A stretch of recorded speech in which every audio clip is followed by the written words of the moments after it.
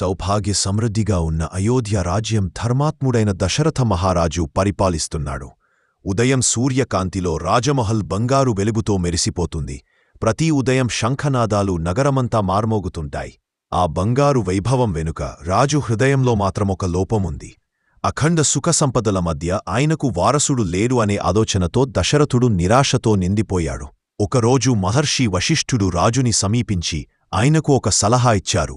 ఓ మహారాజా, పుత్రకామేష్టి యజ్ఞం చెయ్యుము, దేవతలే నీకు సంతానం ప్రసాదిస్తారు అని చెప్పారు. ఆ మాటలతో రాజు హృదయంలో ఆశ వెలిగింది. రాజభవనం ప్రాంగణం పవిత్ర యజ్ఞవేదికగా మారింది. ఋత్వికులు మంత్రాలు జపిస్తున్నారు. పవిత్ర అగ్నిజ్యోతులు ఆకాశానింటున్నాయి. దశరథుని భక్తి ఆకాశాన్ని తాకింది.